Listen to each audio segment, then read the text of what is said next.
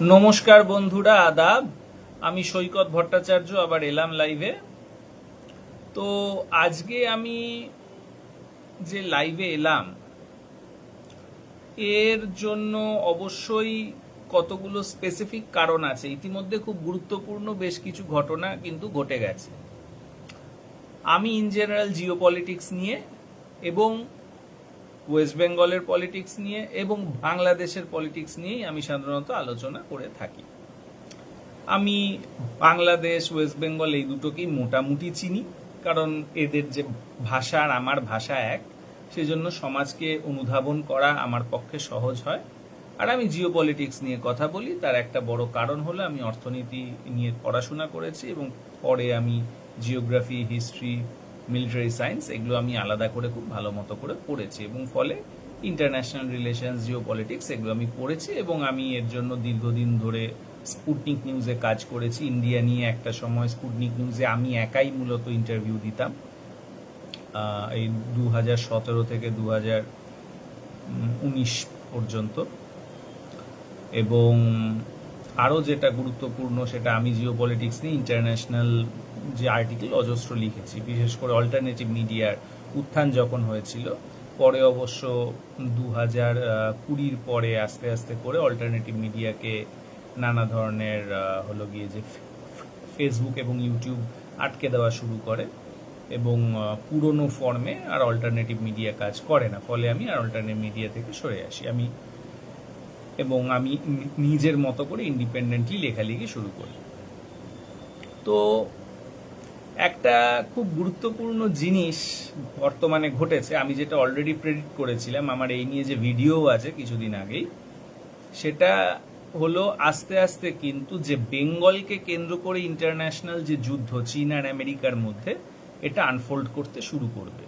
আমরা বাংলাদেশ একটা স্বাধীন দেশ, সেখানে তো এটা ছিলই, কিন্তু ওয়েস্ট বেঙ্গলেও যে ছিল, ভীষণভাবে ছিল, এবং ওয়েস্ট বেঙ্গলে যেটা আরো ওপেনলি শুরু হবে, তার একটা ওপেন জিনিস এখন সবার সামনে চলে এসছে। সেটা হলো Donald Trump specifically West Bengal ইলেকশনে নরেন্দ্র মোদীর ভিক্টরির জন্য নরেন্দ্র মোদীকে কনগ্রাচুলেট করেছে। It's so unusual. এটা একটা আনইউজুয়াল বিষয় যে আমেরিকার প্রেসিডেন্ট ইন্ডিয়ার একটা অঙ্গরাজ্যকে জিতলো না জিতলো তার জন্য কনগ্রাচুলেট করবে। কিন্তু একটু ভেবে দেখুন, ব্যাপারটা মোটেও আনইউজুয়াল নয়। মমতা ব্যানার্জি জেতার পরেই কিন্তু হিলারি ক্লিন্টন দেখা করতে এসেছিল মমতা ব্যানার্জির সঙ্গে। মমতা ব্যানার্জি নাকি ওকে হলিউড, টলিউড, বলিউডের গল্প শুনিয়েছে এবং হিলারি ক্লিন্টন হাসছিলেন ওনার পাশে দাঁড়িয়ে। কেন এটার কেন এত গুরুত্বপূর্ণ হলো যে ওয়েস্ট বেঙ্গল, বিশেষ করে ওয়েস্ট বেঙ্গল, বাংলাদেশের থেকেও ওয়েস্ট বেঙ্গল এবং ওয়েস্ট বেঙ্গলের থেকেও বেশি কলকাতা, এটা আমি কিন্তু বহুবার এক্সপ্লেন করেছি।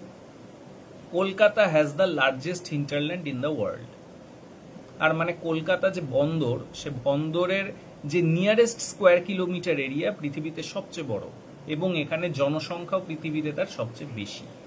সেটা প্রায় বেনারস থেকে শুরু করে এন্টার যে দার্জিলিং পর্যন্ত, প্রায় যে কাঠমান্ডু পর্যন্ত কলকাতা পোর্ট নিয়ারেস্ট পোর্ট। তার মানে কলকাতা পোর্ট থেকে যে আদান প্রদান হয়, যে রপ্তানি আমদানির ব্যবসা হয়, কলকাতা পোর্ট থেকেই সমস্ত জায়গায় যায়। This is the reason Kolkata যখন ইংরেজদের হস্তগত হয়েছে, ঠিক সেই সময় কিন্তু গোটা ভারত আস্তে আস্তে কলকাতার কাছে লুটিয়ে পড়েছে। কলকাতা কিন্তু 1650 খ্রিস্টাব্দেই যে হলো গিয়ে যে বম্বে কিন্তু যে ইংরেজদের হাতে চলে গেছিল, সুরাট কিন্তু 1670-এই ইংরেজদের হাতে, ম্যাড্রাস কিন্তু 1680-তেই ইংরেজদের হাতে। আগে ছিল পর্তুগিজদের হাতে, তারপর পর্তুগিজদের থেকে আস্তে আস্তে করে ইংরেজরা হাতে নিয়ে নেয়। ডাচরা হাতে নেয় আগে, ডাচরা, এবং ডাচদের থেকে আস্তে আস্তে ইংরেজরা হাতে নেয়। কিন্তু বম্বে, সুরাট, ম্যাড্রাস হাতে যাওয়ার পরেও ইংরেজরা কিন্তু ইন্ডিয়া দখল করতে পারেনি। উল্লেখ্য, 1691 সালে চাইল্ডস ওয়ার বলে একটা যুদ্ধ হয়েছিল। মুঘল সাম্রাজ্য এবং হলো ইংলিশ ইস্ট ইন্ডিয়া কোম্পানির মধ্যে। এই যুদ্ধটা কি নিয়ে হয়েছিল? এই যুদ্ধটা কিন্তু যে কলকাতাকে কেন্দ্র করেই হয়েছিল। সেই সময় এখানকার যে গভর্নর ছিল, বেঙ্গল প্রভিন্সের গভর্নর ছিল শাইস্তা খান, এবং শাইস্তা খানের থেকে স্পেশাল প্রিভিলেজ চেয়েছিল ট্রেডের ক্ষেত্রে ফ্রেঞ্চদের বিরুদ্ধে এবং অন্যান্য ইউরোপিয়ানদের বিরুদ্ধে ইংরেজরা। শাইস্তা খান দিতে অস্বীকার করায় এই কলকাতা দখলের উদ্যোগ নেয় English East India Company. Aurangzeb সে সময় মোগল বাদশাহ, এবং ঔরঙ্গজেব সে সময় শাইস্তা খানকে তো সাহায্য করে ইংরেজদেরকে হটিয়ে দিতে। প্রথমে শাইস্তা খান হেরে গেছিল, কিন্তু এরপর হলো ঔরঙ্গজেব দিল্লি থেকে রেইনফোর্সমেন্ট পাঠান, মোস্ট লাইকলি উজবেক সেনাবাহিনী পাঠিয়েছিল, এবং ইংরেজরা কলকাতা থেকে শুধু চলে যায়নি, সমগ্র ইন্ডিয়ান ওশান জুড়েই কিন্তু মোগলদের সঙ্গে লড়াই হয়, এবং শেষ পর্যন্ত ইংরেজদের শুধুমাত্র বম্বেতে কোণঠাসা করে দেয় ঔরঙ্গজেবের নেভি। ঔরঙ্গজেবের খুব শক্তিশালী নেভি ছিল না, উনি ব্যবহার করেছিলেন ইথিওপিয়ার সিদ্দি ইয়াকুদ বলে একজন বিখ্যাত একজন অ্যাডমিরালকে, যিনি কিনা ঔরঙ্গজেবের হয়ে এক্ষেত্রে ইংরেজদের বিরুদ্ধে লড়াই করেছিলেন এবং ইংরেজদেরকে বম্বে পোর্টে আটকে ফেলেছিলেন। বম্বে পোর্ট সিজ করা হয় এবং শেষ পর্যন্ত হলো ইংরেজরা মাথা নত করে। মনে রাখা দরকার, ইংলিশ ইস্ট ইন্ডিয়া কোম্পানির যারা যারা যুদ্ধ করেছিল প্রত্যেককে খালি গায়ে হয়ে দিল্লির দরবারে হলো গিয়ে তাদের অপরাধ স্বীকার করতে হয় এবং প্রাণ ভিক্ষে চাইতে হয়, এবং ঔরঙ্গজেব তাদেরকে প্রাণ ভিক্ষে দিয়ে ক্ষমা করে দেন।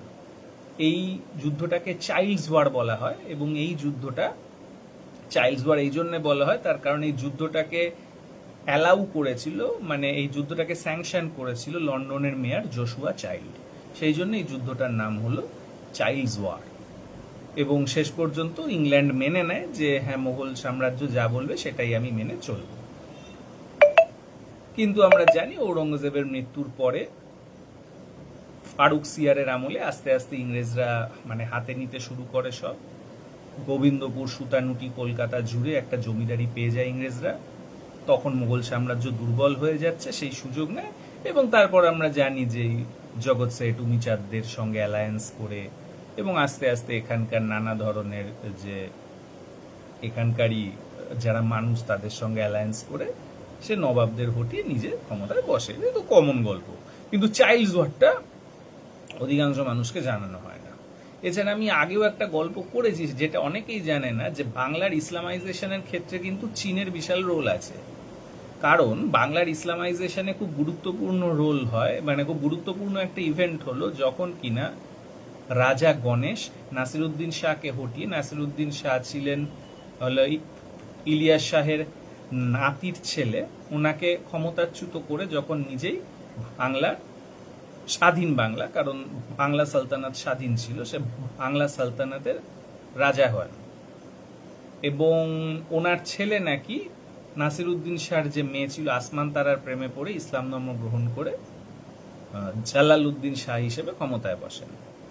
তো এই জালালউদ্দিন শাহকে ক্ষমতাচ্যুত করার জন্য যখন এখনকার যে ইউপি, সেই ইউপি অঞ্চলে তখন একটা জাউনপুর বলে একটা সালতানাত ছিল, সেই জাউনপুরের সুলতান যখন অ্যাটাক করে জালালউদ্দিন শাহ ওরফ যদুকে, সেই সময় কিন্তু এন্টায়ার ইন্ডিয়ান ওশানকে শাসন করছিল চীনের যে নেভি। তৎকালীন চীনের যে বংশ ছিল মিং বংশ, এবং সম্রাট ছিলেন ইয়ংলা। সেই ইয়ংলার যে নেভি ছিল সেখানে অ্যাডমিরাল ঝাংহার নেতৃত্বে তখন সমুদ্র শাসন করত চীনা নেভি, এবং সেই চীনা নৌবাহিনী কিন্তু 10,000 সেনা পাঠিয়েছিল শুধুমাত্র যদুকে প্রোটেকশন দিতে এবং জাউনপুরের সুলতানকে বার্তা দিতে যে তুমি চলে যাও, আমরা এক্ষেত্রে যদুকেই সাপোর্ট করছি, যদু ওরফ জালালউদ্দিন শাহকেই আমরা সাপোর্ট করছি। এই ইভেন্টটা মানে জালালউদ্দিন শাহর ক্ষমতায় টিকে যাওয়াটা অবশ্যই সমগ্র বাংলার ইসলামাইজেশন প্রক্রিয়াকে ত্বরান্বিত করেছিল, কারণ একজন হিন্দু রাজা ক্ষমতা দখলের পরেও সে ধরে রাখতে পারেনি, কারণ তার ছেলেই ইসলাম ধর্ম গ্রহণ করে পুনরায় ইসলামের পথে তাদের যে শাসক শ্রেণীটা চলে গেছিল। এবং এটা মানুষের মনে অবভিয়াসলি খুব গুরুত্বপূর্ণ, একটা ইমপ্রিন্ট ফেলে গেছে, কিন্তু ফেলতে পারতো না যদি না চাইনিজ মিং নৌসেনা সেদিন সাহায্যে আসতো। আচ্ছা, এবারে একটা গুরুত্বপূর্ণ বিষয় হলো, এই বিষয় থেকে বোঝা যায় যে ঐতিহাসিকভাবে কলকাতার কি ট্রিমেন্ডাস গুরুত্ব, যে গুরুত্বের কথা আসলে বাঙালিদের কখনো জানতে দেওয়া হয়নি ইতিহাস বইতে। যদিও আমরা জানি ইন্ডিয়ান যে নাভাল যে ক্লাস হয়, ইন্ডিয়ান নেভির ক্লাস হয়, সেখানেও পড়ানো হয়, চাইনিজ নেভির ক্লাসেও পড়ানো হয় এগুলো, আমেরিকান অথবা ব্রিটিশ নেভির ক্লাসেও এগুলো পড়ানো হয়, কিন্তু বাঙালিদের ছোটবেলায় এগুলো কখনো পড়ানো হয় না। তো স্বাভাবিক, সে বুঝতেই পারেনি ওর কি গুরুত্ব, কেন ডোনাল্ড ট্রাম্প আজকে কনগ্রাচুলেট করছে। কিন্তু আমি পড়াশোনা করেছি, আমি জানি এদিন আসছে, এবং আমি অলরেডি এটা প্রেডিক্ট করেছিলাম যে আস্তে আস্তে কিন্তু বেঙ্গলের গেম আনফোল্ড করতে শুরু করে দেবে। আচ্ছা, এবার একটু এখনকার আসি। যখন মমতা ব্যানার্জি ক্ষমতায় যেতে, তারপরে হিলারি ক্লিন্টন তার সঙ্গে দেখা করতে আসে। কেউ বলেছিল কমিউনিস্ট সরকার হটাবার জন্য, এটা একদম ফালতু কমিউনিস্ট সরকার ছিল, এটা মোটেই কোনো কমিউনিস্ট সরকার ছিল না। এটা কমিউনিস্টের নামে চরম উগ্র একটা গুজরাটি মারওয়াড়ি পুঁজির ধামা ধরা কিছু মধ্যবিত্ত লোকের শাসন ছিল, যারা চরম যে গরিব বিদ্বেষী। তো একে কোনোভাবেই কমিউনিস্ট শাসন বলা যায় না। এবং বহু লোক আছে, আমি তাদের নাম বলবো না, বড় বড়, যাদের নামে সরাসরি প্রমাণ আছে যে তারা সিআই এর কাছ থেকে এই যে বামফ্রন্টেরই ক্লোজ লোক এবং বামফ্রন্টেরই লোক আছে, যাদের নামে সিআই এর থেকে পয়সা নেওয়ার নানা ধরনের কথা উঠেছিল। যখন মমতা ব্যানার্জি পাওয়ারে আসে, তখন হিলারি ক্লিন্টন কি বলতে আসতে পারে? কমিউনিস্ট একটা সংসদীয় কমিউনিস্ট পার্টি, কোনো বিপ্লবী পার্টিও না, সেটা এলো কি গেল তাতে কি যায় আসে? খুব কিছু আসে যাওয়ার তো কথা না। আচ্ছা, তাহলে কি এই বিষয়ে বলার কথা না? তাহলে কি বিষয়? বিষয়টা ওপেন আপ হতে শুরু করে যখন কিনা যে তিস্তা চুক্তি নিয়ে কথা বলা শুরু হয়। অর্থাৎ বাংলাদেশের শেখ হাসিনা, যাকে 2008 সালে 1/11 একটা হলো গিয়ে যে সামরিক কুয়ের মাধ্যমে, যেই সামরিক কুটা করতে হলো গিয়ে যে তৎকালীন যে বাংলাদেশের যিনি কিনা মিলিটারি জেনারেল ছিল, তাকে সরাসরি ভাবে যে কমান্ড করেছিল, অর্ডার করেছিল তৎকালীন American ambassador of Dhaka Patricia Butenis, এবং হলো গিয়ে তোমার যেই British high commissioner of Dhaka Anwar Chowdhury, এই দুজন মিলে সরাসরিভাবে বাংলাদেশের জেনারেলকে 1/11 একটা অভ্যুত্থান করতে বলে। এবং আমরা জানি যে তারপর থেকে আস্তে আস্তে করে হাসিনাকে পাওয়ারে আনা হয়। এবং আমরা যদি প্রণব মুখার্জির বই পড়ি, সে বইতে খুব স্পষ্ট লেখা যে তার সঙ্গে বাংলাদেশের জেনারেলের কথা হচ্ছে যে আগামী দিনে শেখ হাসিনাকেই পাওয়ারে আনা হবে, শেখ হাসিনা পাওয়ারে এসে তার কোনো ক্ষতি করবে না। এর মানে কি? তার মানে যে প্যাট্রিশিয়া বুটানিস আছে আমেরিকান অ্যাম্বাসাডার, হলো কি ইন্ডিয়ার যে কিনা যে খুব গুরুত্বপূর্ণ লিডার ছিলেন প্রণব মুখার্জি, উনি জানেন, এবং হলো গিয়ে আনোয়ার চৌধুরী জানেন, যিনি কিনা ব্রিটিশ হাই কমিশনার। তার মানে আমেরিকা, ইন্ডিয়া এবং হলো ইউকে মিলে বাংলাদেশে শেখ হাসিনাকে পাওয়ারে আনে। এবার তার পাওয়ারটাকে লেজিটিমাইজ করার জন্য তিস্তা ডিলের প্রচন্ড গুরুত্ব ছিল, কারণ তিস্তায় যেহেতু প্রপারলি জল যায় না, বাংলাদেশের একটা বড় অংশ শুকিয়ে যাচ্ছে, তো খুব স্বাভাবিকভাবেই তিস্তার জল যাতে বাংলা হলো আমাদের যে পশ্চিমবঙ্গ ছাড়ে, এটার জন্য প্রচন্ডভাবে একটা চাপ দিতেই কিন্তু মমতা ব্যানার্জিকে, আমার ধারণা, হিলারি ক্লিন্টন এসেছিলেন। কিন্তু মমতা ব্যানার্জি চাপ রাজি হননি। কেন রাজি হননি? কারণ যদি তিস্তার জল ছেড়ে দেয় সত্যি সত্যি বাংলাদেশকে, তাহলে এখনকার যে ওয়েস্ট বেঙ্গলের যে উত্তর অংশ, যেটাকে উত্তরবঙ্গ বলি আমরা, সেটা কিন্তু শুকিয়ে যাবে, কারণ তাদের কাছে জলটা কমে যাবে এবং তাদের চাষবাস বন্ধ হয়ে যাবে। এখন বিষয়টা হলো, এটা কিন্তু যে দিল্লি সবসময় ঢাকার সঙ্গে করতে চেয়েছে, ইতিমধ্যে চীন আবার এই সুযোগে একটা প্রস্তাব দেয় বাংলাদেশকে, সেটা আমি তোমার কম জলই ব্যবহার করে কিভাবে নাব্যতা বাড়িয়ে ভবিষ্যতে ভালো মতো ব্যবহার করা যায় জল, এবং এই যে বন্যা ঠন্যা হয় সেটাকে আটকানো যায়, তার কারণ এই নিয়ে যে দুটো অলরেডি প্রজেক্ট চীনে হয়েছে, কিয়াং রিভার আর একটা কোন রিভারকে কেন্দ্র করে, সেরকমভাবে আমরা বাংলাদেশে একটা প্রজেক্ট করব। অনেকেই মনে করেছিল এই প্রজেক্টটা করতে যে শ্রমিক আসবে, চীনের স্পেশাল শ্রমিক ছাড়া এই প্রজেক্ট এত তাড়াতাড়ি নামানো যাবে না, কারণ চাইনিজ শ্রমিকরা অসাধারণ মানে যে তাড়াতাড়িভাবে কাজ করতে পারে, অসাধারণ স্পিডে কাজ করে, খুব নিপুণভাবে কাজ করে, তার সমকক্ষ সমগ্র দুনিয়ায় নেই, সে আমরা জানি। তো তারা আসবে এবং তারা নাকি চীনের যে সেনাবাহিনীর প্রাক্তন অথবা বর্তমান লোক হতে পারে, শ্রমিকের ছদ্মবেশে তারা নাকি এসে কাজ করবে, এরকম একটা গল্প ইন্ডিয়া এবং আমেরিকা জুড়ে হলো গিয়ে যে ছড়িয়ে দেওয়া হয় অথবা যে বিশ্বাস করা শুরু হয়।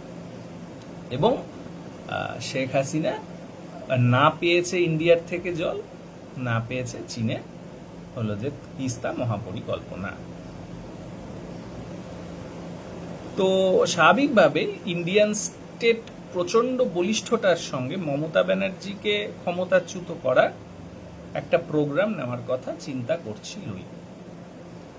এবং বোধহয় শুধু আমেরিকান স্টেট নয়, তার মানে ইউএস স্টেটও মমতাকে ক্ষমতাচ্যুত করার একটা প্রক্রিয়া চালাবে, সেটাই স্বাভাবিক।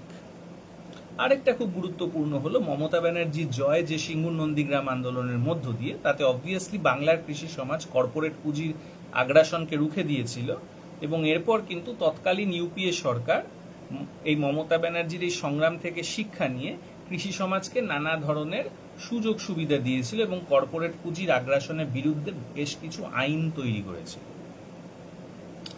খুব গুরুত্বপূর্ণ, এই আইনের কাউন্টার করতে গিয়েই কিন্তু ইন্ডিয়ান যে ডিপ স্টেট নরেন্দ্র মোদী এবং এই ভয়ঙ্কর যে ফ্যাসিস্ট শক্তিকে পাওয়ারে এনেছে। এছাড়াও এদের একটা দীর্ঘমেয়াদী পরিকল্পনা হলো যে এই ডিলিমিটেশনকে তুলে দিয়ে যাতে পুরোপুরি যে হিন্দিভাষী ডমিনেটেড একটা রাষ্ট্র তৈরি করে ফেলা যায়, যেখানে অহিন্দিভাষী এবং অগুজরাটিদের অবস্থা হবে রীতিমতো কলোনির মতো, উপনিবেশের মানুষের মতো। তো তার মানে মমতা ব্যানার্জিকে সরিয়ে দেওয়ার যথেষ্ট কারণ যে কর্পোরেটদের কাছে আছে, যথেষ্ট কারণ আমেরিকার কাছে আছে, যথেষ্ট কারণ ইন্ডিয়ান হলো গিয়ে সেন্ট্রাল গভর্নমেন্টের কাছে আছে, ইন্ডিয়ান যে হলো যে ডিপ স্টেটের কাছে আছে, ছিল, থাকবে। তো যাই হোক, মমতা ব্যানার্জি বয়স হয়েছে, হঠাৎ করে 2019-এ খুব অদ্ভুতভাবে বিজেপির একটা উত্থান হয় 2019-এর লোকসভার ইলেকশনে, এবং তারপর মমতা ব্যানার্জি অভিষেক ব্যানার্জির উপর রিলাই করেন। অভিষেক ব্যানার্জি প্রশান্ত কিশোরকে নিয়ে আনেন, আইপ্যাককে, এবং তারপর বেশ কিছু সোশ্যাল স্কিম দিয়ে জয়লাভ করে যান 2021-এ, এবং অভিষেক ব্যানার্জির জয় জয়কার শুরু হয়, এবং আইপ্যাকের জয় জয়কার শুরু হয়, প্রশান্ত কিশোরের জয় জয়কার শুরু হয়। এই যে পুরো যে গেম, এই গেমটার মধ্য দিয়ে যেটা হয় সেটা হলো আস্তে আস্তে করে মমতা ব্যানার্জি বয়সও হচ্ছিল এবং তার কন্ট্রোল অনেকটাই শিথিল হয়ে যায় শেষ 5 বছরে। শোনা গেছে অজস্র মমতা ব্যানার্জির ক্যান্ডিডেটকে বাদ দিয়ে অভিষেক ব্যানার্জির আর ক্যান্ডিডেট বসিয়েছে, 78 জন এরকম নাকি আছে। আইপ্যাক নাকি অনেকে অনেক হলো যে নেতাদের কাছ থেকে পয়সা নিয়ে টিকিট দিয়েছে, শোনা গেছে সবসময়। এবং আর সাংগঠনিক এইভাবে যে তৃণমূল সাংগঠনিকভাবে যে দুর্বল হচ্ছে সেটাও বোঝা গেছে। এছাড়াও একটা খুব গুরুত্বপূর্ণ জিনিস হলো মমতা ব্যানার্জির ক্ষমতায় আসার একটা বুনিয়াদ ছিল যে তৃণমূল কংগ্রেস মূলত একটা উচ্চবর্ণ বাঙালিদের দল, কিন্তু এই উচ্চবর্ণরাদের সংখ্যা নেই যে তারা ইলেকশনে জিতবে।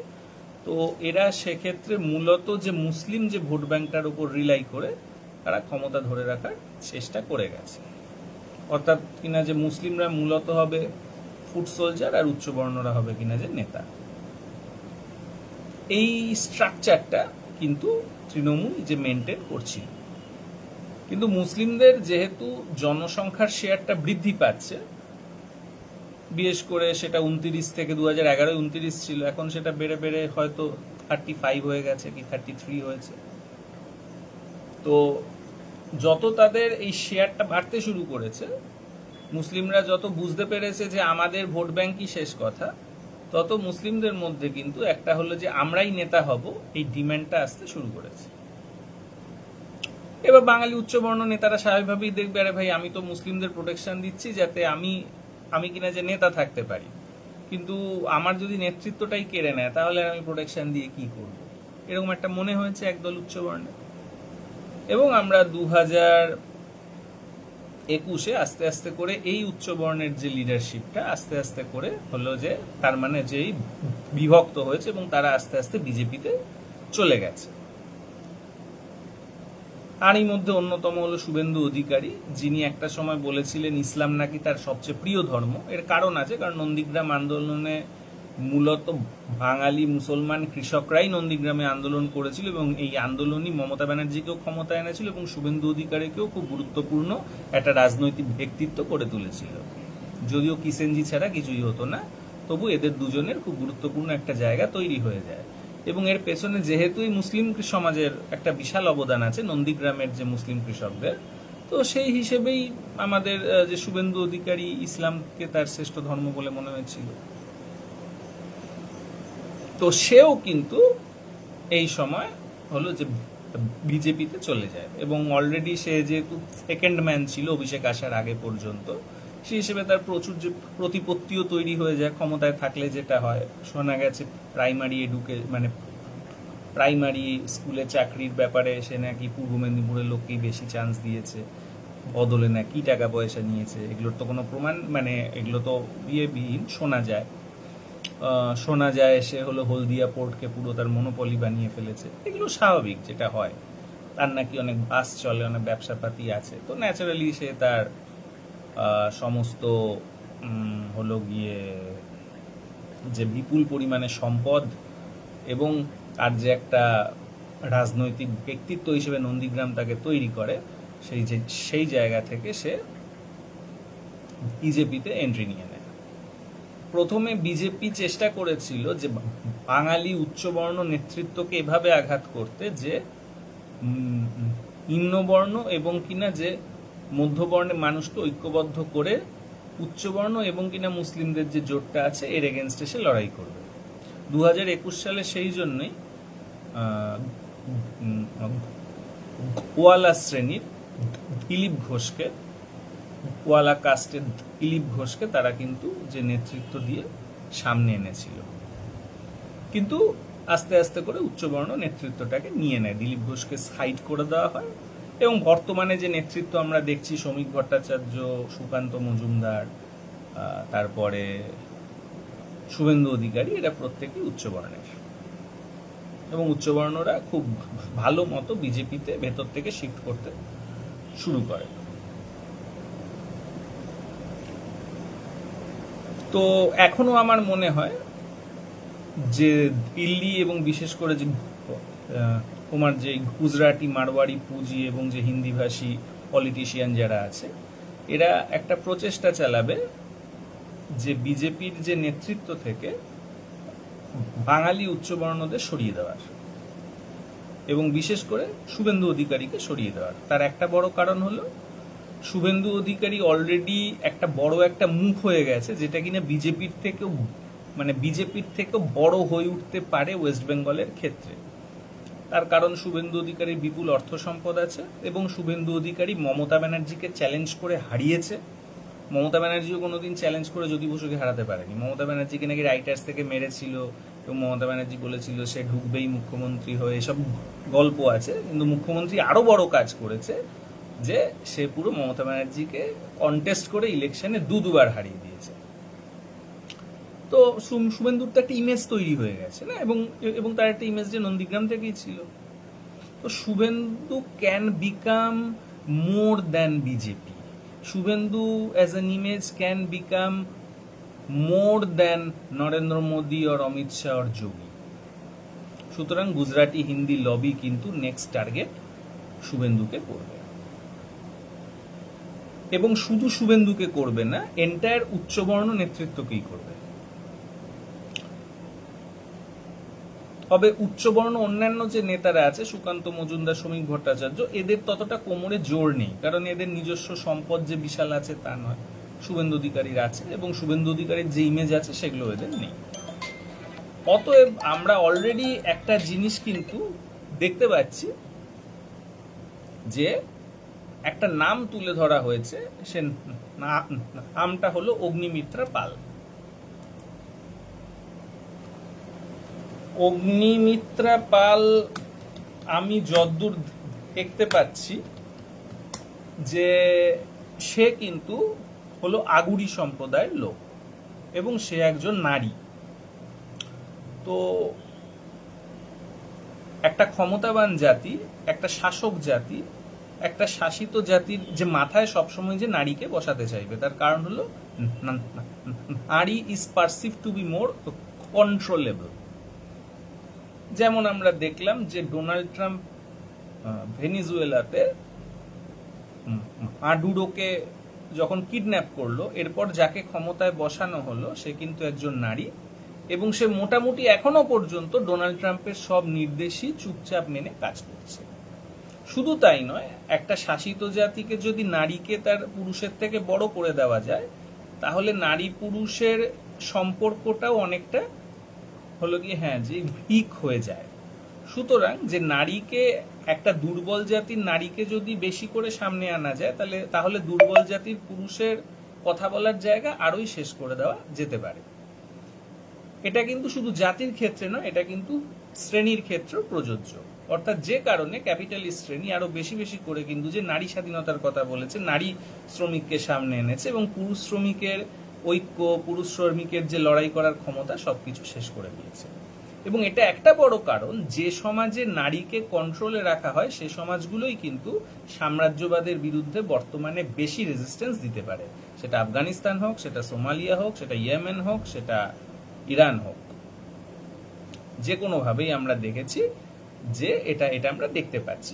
এর অনেক কারণ আছে। নারীর হাইপারগ্যামি, এগুলো আমি আগে এক্সপ্লেন করেছি, আমি নতুন করে করছি না।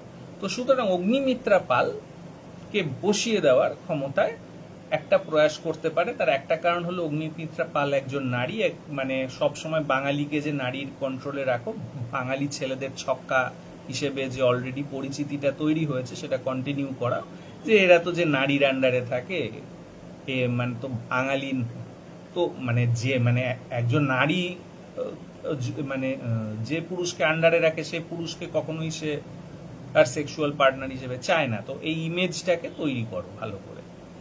তো আমি মনে করি আগামী দিনে অগ্নিমিত্রা পালকে সামনে আনা হবে। এবং আরেকটা কারণ হলো অগ্নিমিত্রা পাল আগুরি কিন্তু যে বর্ধমানের খুব শক্তিশালী একটা হলো অর্থনৈতিকভাবে এবং একই সঙ্গে সংখ্যার দিক থেকে শক্তিশালী একটা ওবিসি সম্প্রদায়, ঠিক যেমন দিলীপ ঘোষের যে গোয়ালা সম্প্রদায়।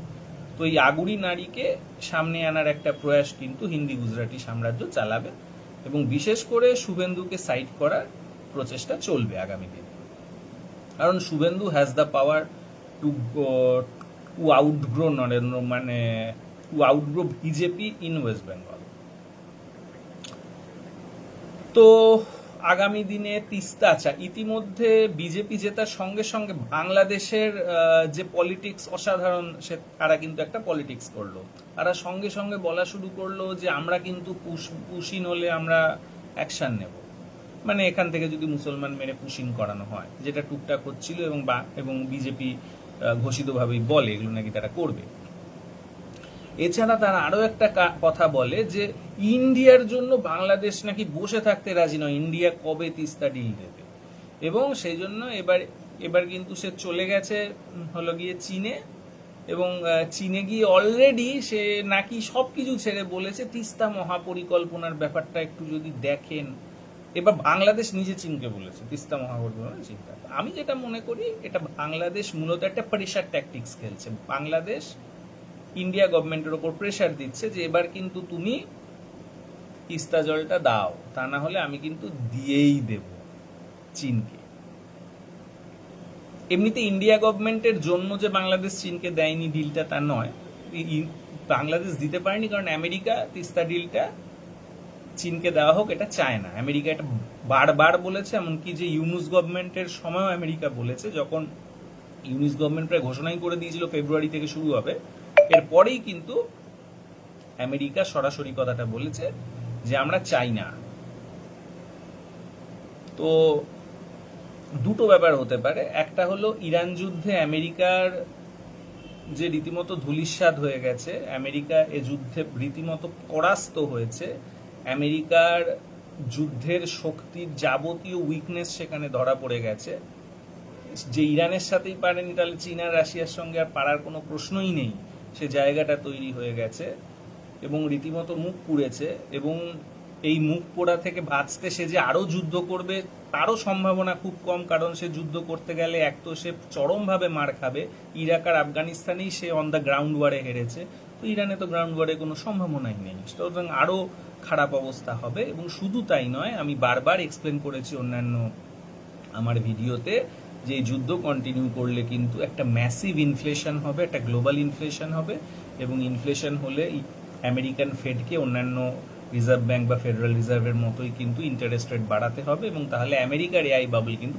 বার্স্ট করে যাবে, এবং এটা একটা ভয়ঙ্কর বিষয়। অলরেডি শোনা যাচ্ছে সৌদি আরব, কাতার, ওমান, কুয়েত, এমনকি ইউএইর যে শারজা, এরা প্রত্যেকে নাকি জানাচ্ছে যে আমেরিকা যেন আর তাদের এখানে বেস না রাখে, এবং ইরানের ফরেন মিনিস্টার চীন ঘুরে যাওয়ার পরই চীন জানিয়েছে আরবদের উচিত নতুন এক ধরনের যে মিলিটারি হলো গিয়ে যে নেটওয়ার্ক তৈরি করা, অথবা নতুন এক ধরনের যে সিকিউরিটি অ্যারেঞ্জমেন্টে যাওয়া, পুরনো অ্যারেঞ্জমেন্ট ছেড়ে দেওয়া, মানে আমেরিকার যে বেসগুলো যেগুলো ইরান মেরে অলরেডি শেষ করে দিয়েছে, according to New York Times 16টা বেস ধ্বংস হয়ে গেছে, তো সেই হিসেবে বেসগুলোকে আর যেন নতুন করে তৈরি করা না হয়, because American bases are good for nothing against Iran. তো আমেরিকা যদি এখন পালিয়ে যায়, তার মানে ওয়েস্ট এশিয়ার বিপুল যে ট্রানজাকশন এখন থেকে যে ইউয়ানে হবে এটাই ধরে নেওয়া যায়। তো তার মানে অঞ্চলটা চীনের অঞ্চল হয়ে যাবে, আর যদি সে আরো যুদ্ধ করতে যায় তাহলে ভয়ঙ্কর ইনফ্লেশন, ভয়ঙ্কর ইকোনমিক ক্রাইসিস, যেটা অলরেডি গ্রো করছে আমেরিকা সহ সমগ্র বিশ্বে, সেটা আরো বাড়বে, এবং যুদ্ধেও জেতার সম্ভাবনা প্রায় নীল। তো এই মুহূর্তে বাংলাদেশ এটা মনে করতেও পারে যে চলো তাহলে বোধহয় আমেরিকার চলে শেষই হয়ে গেছে, তাহলে একটু চীনের দিকে ঝোঁকা যেতেই পারে, এটাও সে মনে করতে পারে। আবার যেহেতু মমতা গভর্নমেন্ট চলে গেছে, সে মনে করছে এবার একটা সুযোগ এসেছে যে নতুন বিজেপি গভর্নমেন্ট এসে উত্তর বাংলাকে শুকিয়ে মেরেই ইন্ডিয়া এবং ইউএস এর স্বার্থে বাংলাদেশকে তিস্তার জল ছেড়ে দেবে, এবং আমরা এই ডিলটা পেয়ে যাব। এই দুটোই হতে পারে, বাংলাদেশের সরকার এই দুটোই মনে করতে পারে। এটা মনে রাখা দরকার, আমি আগেও এক্সপ্লেন করেছি যে চীন কিন্তু বিশ্বের উৎপাদক আর আমেরিকা হলো বিশ্বের ব্যাংক, তো ন্যাচারালি আয়টা সবাই চীনের কাছ থেকে করে, আর আয়টাকে জমায় সবাই আমেরিকার ব্যাংকে, এবং আমেরিকার এআই বাবল এবং নানা বাবলে সেগুলো ইনফ্লেটেড হয় তাদের সম্পদগুলো। তো সেই জন্য পৃথিবীর অধিকাংশ শাসক শ্রেণী এভাবে একদিকে চীনের কাছে হলো গিয়ে যে চীনের ওপর নির্ভরশীল, আর আরেকদিকে আমেরিকার ওপর নির্ভরশীল, এবং সাধারণত উদীয়মান গোষ্ঠীগুলো চীনের সঙ্গে আতাত করে, কারণ তাদের তো রিজার্ভ কম আমেরিকার ব্যাংকে জমা রাখার, আর অন্যদিকে তাদের আয়ের জায়গাটা বেশি, যেটা তাদের চীনের সঙ্গে করতে হবে। আর যারা কিনা এস্টাবলিশড, যারা শাসক শ্রেণী, ওরা সাধারণত আমেরিকার সঙ্গে বেশি আতাত করে, কারণ তাদের বিপুল সম্পদ তো অলরেডি আমেরিকাতে ইনভেস্টেড। তো এইভাবে পুরো গল্পটা চলছে, যদিও এই যে ওয়েস্ট এশিয়াতে আরবরা যারা যে ঝাড়টা খেলো, মানে যে প্রমাণ হয়ে গেল যে ইরানের সঙ্গে আমেরিকার বেস এখানে পেরে উঠবে না, এরপর সমীকরণ সব জায়গাতেই বদলাবে, এবং বাংলাদেশও সেটা ভেবেও আমেরিকার দিকে এই চীনের দিকে শিফট করতে পারে। সেজন্য এইবারে বিশেষ করে বাংলাদেশ কিন্তু এটা বলেছে, ইন্ডিয়ার সঙ্গে তিস্তা ডিলের জন্য তারা আর বসে থাকবে না, তারা চীনের সঙ্গে, মানে অ্যাজ ইফ তারা বলছে চীনের সঙ্গে করেই নেব। তো তার মানে এবার যে বিজেপির চিফ মিনিস্টার হবে তার উপর প্রচন্ড চাপ থাকবে তিস্তা ডিলটাকে করার জন্য, এবং তিস্তা চুক্তি মানে কিন্তু আমাদের যে ওয়েস্ট বেঙ্গলের উত্তর বাংলাটা শুকিয়ে মরতে শুরু করবে। হয়তো আগামী 2-2.5 বছরের মধ্যেই একটা ম্যাসিভ আন্দোলন শুরু করানো হবে, এই বলে যে এটা মূলত যে তিস্তার জল দেওয়ার জন্য নয়, এটা আসলে কলকাতা তোমাদেরকে বঞ্চনা করছে, তোমাদেরকে দক্ষিণবঙ্গ বঞ্চনা করছে, এবং এই গল্পটা খুব খায়, আমি দেখেছি। তো ও তো উত্তরবঙ্গের মানুষ এই গল্পটা খেয়ে হয়তো এই বাংলা ভাগটাকে যে মেনে নেবে। একবার যদি বাংলা ভাগ করে দেওয়া যায় তাহলে মোটামুটি ওই ইস্ট বিহারের মুসলিম ডমিনেটেড কিছু জেলা, ঝাড়খণ্ডের 3টে মুসলিম ডমিনেটেড জেলা এবং উত্তরবঙ্গ নিয়ে একটা ইউনিয়ন টেরিটরি বানিয়ে সেটাকে একটা গাজা বানানো হবে মুসলমানদের জন্য। এবং সাউথ বেঙ্গলে যে কিছু জায়গায় মুসলিমরা আছে সেই মুসলিমদেরকে মেরে ওই গাজাতে পাঠিয়ে দেওয়া হবে। তাহলে বাংলাদেশে ঢোকাতে হলো না, যেটা ইন্টারন্যাশনাল ক্রাইসিস তৈরি করবে। এটা অভ্যন্তরীণ ব্যাপার হয়ে গেল এবং এখানে বিপুল পরিমাণে হিন্দিভাষী এসে ঢুকতে শুরু করবে এবং বাঙালি মোটামুটি শেষ। বিজেপি খুব ভালো করে জানে যে এটার শেষ বাধা হবে হলো শুভেন্দু অধিকারী, যে কিনা নন্দীগ্রামের আরেকজন বাদশা, নন্দীগ্রামের আন্দোলনের আরেকজন গুরুত্বপূর্ণ সমন্বয়ক। মানে 3 জনকে ছাড়া নন্দীগ্রামের আন্দোলন হতো না। একটা হলো অবশ্যই যে কিষেনজি, মাওবাদীরা যারা এসে ট্রেনিং দিয়ে রীতিমতো সিপিএম এর হারমাত বাহিনীকে ঠেকিয়ে রেখেছিল, খেজুরি থেকে তারা অ্যাটাক করতো। আরেকটা হলো শুভেন্দু অধিকারী, যে কিনা ওই অঞ্চলের পুরো যাবতীয় কাজকর্ম করে সমগ্র মানুষকে এক রাখতে পেরেছিল নন্দীগ্রামের এই লড়াইয়ের পেছনে। এবং অবশ্যই মমতা ব্যানার্জি ওরকম একটা দক্ষিণপন্থী নেত্রী হয়েও সে পুরো কর্পোরেটদের বিরুদ্ধে গিয়ে সে নকশাল, নানা ধরনের স্প্লিন্টার এনজিও তাদের সঙ্গে ঐক্যবদ্ধ হয়ে রীতিমতো একটা অ্যান্টি কর্পোরেট আন্দোলন করে এবং এন্টায়ার যে কর্পোরেট ক্লাসকে ওইখানে হারিয়ে দেয় নন্দীগ্রামের মাটিতে। তো আমি মনে করি যে শুভেন্দু অধিকারী হবে যে next target of Hindi Gujarati empire. এবং হিন্দি গুজরাটি এম্পায়ার আসলে যার মানে হলো গিয়ে যে কুকুর, সেই আমেরিকান হেজিমনি। তো হিন্দি গুজরাটি এবং আমেরিকানদের অথবা অ্যাংলো স্যাক্সনদের, কারণ আমেরিকান হেজিমনিটা মূলত ব্রিটিশ সাম্রাজ্যের একটা উইক কন্টিনিউয়েশন। তো সেই হিসেবে তার মানে অ্যাংলো স্যাক্সন এবং হিন্দি গুজরাটি এদের এখানে যে সরাসরি একটা স্টেক আছে ওয়েস্ট বেঙ্গলে, সেটা আবারও প্রমাণিত। কলকাতার গুরুত্ব আসলে আবার বাড়তে চলেছে।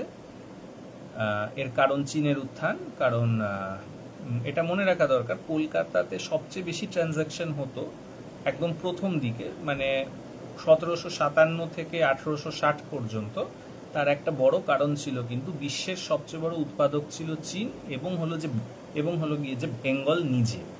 তো বিশ্বের সবচেয়ে বড় উৎপাদকটাই কিন্তু এই দুটো।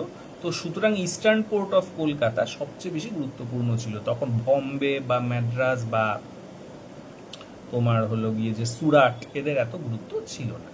কিন্তু যত বেশি চীনের যে ডিক্লাইন হলো আফটার দ্য ওপিয়াম ওয়ার এবং অন্যদিকে ওয়েস্টের যে উত্থান হলো আফটার ইন্ডাস্ট্রিয়াল রিভলিউশন, অর্থনৈতিক উত্থান, এর ফলে কিন্তু কলকাতার গুরুত্বটা কমে গেল এবং কিনা ওয়েস্টার্ন সাইডের পোর্টগুলো যেমন বম্বে, সুরাট, এদের গুরুত্বটা বেড়ে গেল।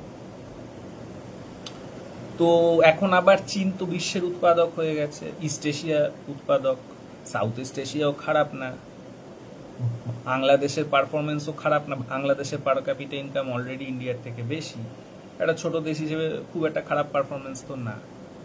তো কলকাতার গুরুত্ব আবার অপরিসীমভাবে বাড়তে শুরু করেছে এবং অ্যাংলো স্যাক্সন এবং হ্যান চাইনিজরা, যারা এর আগেও কখনো এসেছিল, তারা আবার এখানে এসে চিন্তা করা শুরু করেছে। আরেকটা কথা বলে রাখি, এটা অনেকেই জানে না, কেউ যদি চাইনিজ মেরিটাইম সিল্ক রোডের একবার যে ম্যাপটা দেখে গুগলে, সে অদ্ভুতভাবে একটা জিনিস দেখবে যে কলকাতা, এই ইন্ডিয়ার একটাই সিটিকে চাইনিজ মেরিটাইম সিল্ক রোডে রাখা হয়েছে এবং সেই সিটিটার নাম হলো Kolkata.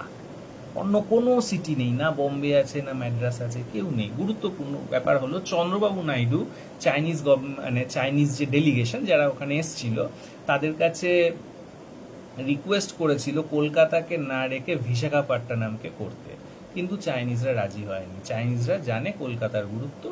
Kolkata has the largest hinterland in the world. Once you have Kolkata, you have entire landmass from Benaras to Kathmandu. তুমি রাজা। তো যাই হোক, এর আগে আমরা জানি হ্যান চাইনিজরা এসেছিল যদু ওরফ জালালউদ্দিন শাহকে রক্ষা করতে। এরপর রবার্ট ক্লাইভকে আমরা দেখেছিলাম তো এখন ডোনাল্ড ট্রাম্পকেও আমরা দেখে নিলাম। তো আসলে এগুলো নতুন কিছু নয়, এগুলো খুবই পুরনো কিছু। এটা মনে রাখা দরকার যে বাঙালি উচ্চবর্ণের উত্থানটা ইংরেজদের হাত ধরেই হয়েছিল, এটা ফ্যাক্ট। কিন্তু আমরা যদি ম্যাকলের পুরো কথা শুনি বাঙালি সম্পর্কে, তাহলে আমরা একটা অসাধারণ অ্যানালাইসিস পাই, যেটার সঙ্গে আমি মোটামুটি সহমত। বাঙালিরা অনেকটা, এবং সে তার চারপাশে যে বাঙালি উচ্চবর্ণ দেখছে, আমি তাদের কথাই বলছি, যে বাঙালিদের এই খারাপ ওই খারাপ, কিন্তু সে সব সময় বলেছে বাঙালিদের বেশ কিছু জোরের কথাও বলেছে। এবং ইংরেজরা 1860-এর পর থেকেই কিন্তু বাঙালি উচ্চবর্ণকে তাদের অন্যতম একটা শত্রু হিসেবেই চিহ্নিত করে ফেলেছে। এবং এই শত্রু হিসেবে চিহ্নিত করা শুধু ব্রিটিশরা করেছে তা কিন্তু নয়, আমেরিকানরাও করেছে 1860-এর পর থেকে। কিভাবে? ব্রিটিশরা তো 1860-এর পর থেকে ইলবার্ট বিলকে কেন্দ্র করে আইসিএস হওয়া, জাজ হওয়া, একে কেন্দ্র করে বাঙালি হিন্দুদের সঙ্গেই বাঙালি হিন্দু উচ্চবর্ণদের সঙ্গে তাদের একটা টাসল চলছিল, সবাই জানে, কারণ এরাই বেশি ইংরেজি শিখে গোটা সাউথ এশিয়াতে এগিয়ে গেছিল, এগুলো জানা। এবং এটাকে কাউন্টার করার জন্য ইংরেজরা আস্তে আস্তে রিপ্রেজেন্টেটিভ গভর্নমেন্ট আনছিল, যাতে উচ্চবর্ণরা চাপে পড়ে একদিকে নিম্নবর্ণ আর একদিকে মুসলিমদের, কারণ মুসলিমদের পার্সেন্টেজ আর নিম্নবর্ণের পার্সেন্টেজ বেশি, এগুলো জানা। কিন্তু আমরা অনেকেই জানি না 1860-এর পর থেকেই কিন্তু আমেরিকান ইভাঞ্জেলিক্যাল চার্চ উত্তর পূর্বে বিপুল পরিমাণে তার অ্যাক্টিভিটি বৃদ্ধি করেছিল।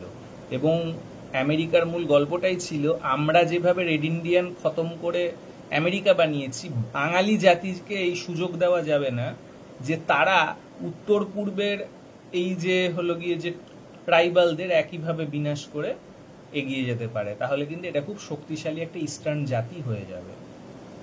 এবং আমরা জানি 1905 সালে যখন কার্জন রিসলে বঙ্গভঙ্গের কথা বলেছিল, তখন যে রিসলে একটা বিখ্যাত কথা বলেছিল, united Bengal is a power, once divided it will fall into different wedge.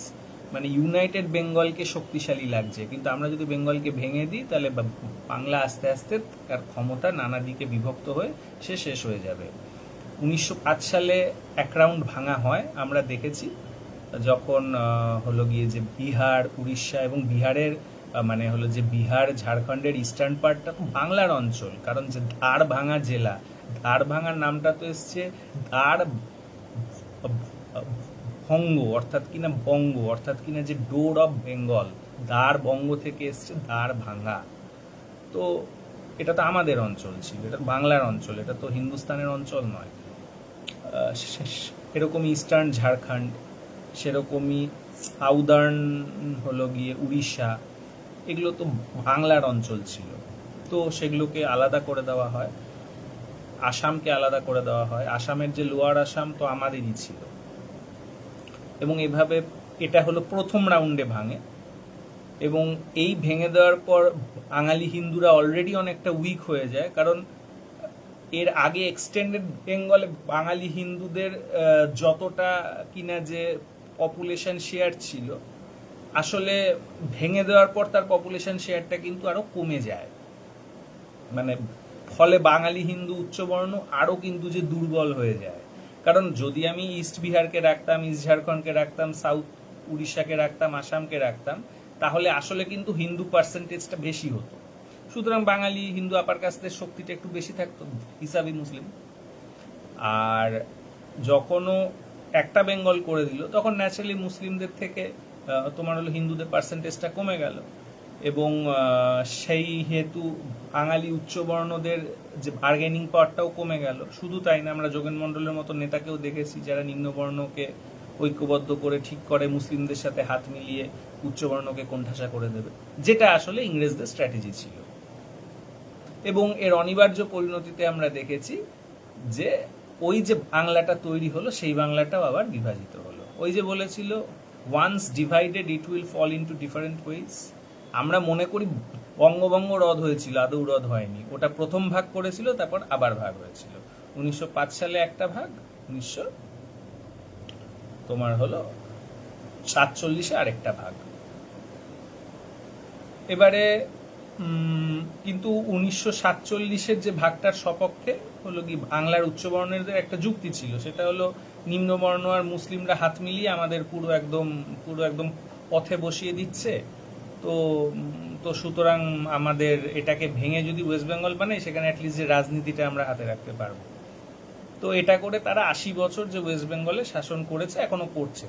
আশা করি শুভেন্দু অধিকারী এর জায়গায় অন্য কাউকে এখনই বসাবার রিস্ক বিজেপি নেবে না, কারণ বিজেপি নিজেও জানে যে সে কেমন ভাবে জিতেছে, কিন্তু আগামী 2-2.5 বছর পর অবশ্যই নেবে। তো আমার যেটা মনে হয় এবার উদ্দেশ্য এটাই, অ্যাংলো স্যাক্সন এবং হিন্দি গুজরাটিদের, অ্যাংলো স্যাক্সন এবং তাদের চাকর হলো হিন্দি গুজরাটিদের, যে আমি ইস্তার জলটা বাংলাদেশকে দেব, উত্তরবঙ্গকে শোকাবো এবং উত্তরবঙ্গের পর আন্দোলন শুরু করব যে কলকাতা আমাদের এক্সপ্লয়েট করছে, এবং এই বলে উত্তরবঙ্গকে আলাদা করে দেব, এবং যে মুসলিমদের আমি পুরো একটা যে গাজা বানিয়ে ফেলবো, মানে হলো মুসলমানদের গাজা বানিয়ে ফেলবো উত্তরবঙ্গকে, ইস্টার্ন ইন্ডিয়ার মুসলিমদের। আর হলো সাউথ বেঙ্গলে বিপুল পরিমাণে হিন্দিভাষী ঢুকিয়ে দেবো। এরপর হিন্দিভাষী, এবার ওই যে বর্ণবাদ ধর্ণবাদের গল্প বলে উচ্চবর্ণকে একদমই ডেসিমেট করে দেওয়া যাবে। এটাই হলো আপাতত অ্যাংলো স্যাক্সন এবং হিন্দি গুজরাটিদের স্ট্র্যাটেজি। তাদের প্রথম রাউন্ড হয়েছে, তারা অলরেডি তারা কিন্তু এর জন্য এই যে নৌশাদ, হুমায়ুনের মতো লোকেদের ধার করিয়েছে। তারা এভাবে গেম খেলতে চেয়েছে যে মুসলিমদের বলি তোমরা নেতা, উচ্চবর্ণের নেতৃত্ব মেনো না, এই বলে আমরা মুসলিম ভোটটাকে ভাঙি। এবং এদের শিখিয়েছে বাঙালি মুসলমান যারা নেতা হতে চায়, তারা যেহেতু বোকা, ওদেরকে শেখাতে পেরেছে যে তোমরা নাকি যে দলিতদের সঙ্গে ইউনাইটেড হয়ে তোমরা ক্ষমতায় আসবে, অথবা তোমরা দলিতদের ক্ষমতায় বসাবে। এটা কোনো হয় না, কারণ দলিতরা সবসময় অ্যাডভান্টেজে থাকবে যেখানে কিনা শুধু হিন্দু আছে, কারণ শুধু হিন্দু যেখানে আছে সেখানে উচ্চবর্ণ সংখ্যায় দলিতদের সাথে পেরে উঠবে না, দলিত এবং কিনা যে মধ্যবর্ণদের সাথে, ওবিসি এসসিদের সঙ্গে উচ্চবর্ণরা। এই জন্যই এটা দেখা যায় যেখানে যেখানে হিন্দু পার্সেন্টেজ যত বেশি, সেখানে কিন্তু এসসি ওবিসিদের জয় সবচেয়ে বেশি। যেখানে মুসলিম পার্সেন্টেজ বেশি, সেখানেই উচ্চবর্ণদের দাপটটা এখনো কন্টিনিউ করে, কারণ মুসলিমদের সাহায্যে এটা করা হয়। মানে এই 3টে ভাগে বিভক্তের সুবিধাটাই নেওয়া হয়। যদি পুরো হিন্দু হয়ে যায় একটা সাইড, তাহলে উচ্চবর্ণরা কিছুতেই ক্ষমতা ধরে রাখতে পারবে না, কারণ ইজিলি আইডেন্টিফাই করা হবে তুমি উচ্চবর্ণ, তুমি সংখ্যায় কম, তুমি ক্ষমতা ছেড়ে দাও। তো এখন হলো গিয়ে বাংলা ভাগ করার যে ট্যাকটিক্সটা এখন শুরু করবে, এবং তার জন্য এখন এটা স্পষ্ট যে অ্যাংলো স্যাক্সনরা রীতিমতো ওত পেতে আছে এটার জন্য, যে এটাকে শেষ করো, বা বাঙালি উচ্চবর্ণের শেষ যে টিম করে জ্বলছে সেইটাকেও একেবারে ধূলিসাৎ করে দাও। এবং সেই হিসেবে তারা একদিকে মুসলমানদের জন্য একটা গাজা বানাবে, আর অন্যদিকে সাউথ বেঙ্গল থেকে উচ্চবর্ণদের হটিয়ে, এবং এনটা বাঙালিদেরই হটিয়ে সেখানে হিন্দি আধিপত্য পুরোপুরিভাবে কায়েম করে ফেলবে। এটা হলো তাদের মূল উদ্দেশ্য। অন্যদিকে চীনের উদ্দেশ্য হলো এই অঞ্চলটাকে হাতে নেওয়া, কলকাতাকে হাতে নেওয়া, এবং সেই হিসেবে তার প্রধান লক্ষ্য হলো এখানে যেটা সবচেয়ে শক্তিশালী সম্প্রদায় বাঙালি মুসলমান, তাদেরকে আরো বেশি শক্তিশালী করে দেওয়া। তো সেই হিসেবে বাংলাদেশকে শক্তিশালী, যেমন পাকিস্তানকে, ইরানকে এত শক্তিশালী করে দিয়েছে তাদের মিলিটারিকে, তো সেরকমই বাংলাদেশের মিলিটারিকে শক্তিশালী করা, এখানে বিশাল বিশাল প্রজেক্ট করে তার অর্থনীতিকে ধার করিয়ে দেওয়া, এগুলো হলো আপাতত এর লক্ষ্য। তো যাই হোক, মানে অ্যাডমিরাল ঝাং হা আর হলো যে রবার্ট ক্লাইভের মধ্যে কে জেতে, এবার হলো সেটাই প্রশ্ন। তো দেখা যাক কি হয়। আমরা ব্রাহ্মণরা তো ৩,৫০০ বছর ধরে টিকে আছি, মৌর্য থেকে মোগল, শক থেকে ব্রিটিশ, ক্ষত্রিয় থেকে হুন, বুদ্ধ থেকে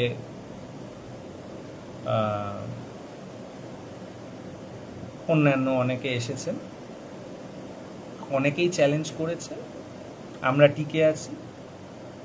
অ্যাংলো স্যাক্সনদের এবং তাদের যে অ্যালাই গুজরাটি, মারোয়াড়ি এবং হিন্দিদের সঙ্গেও একটা হবে লড়াই তো হতে থাকে। ৩৫০০ বছর ধরে টিকে আছি আমরা, দেখা যাক কি হয়।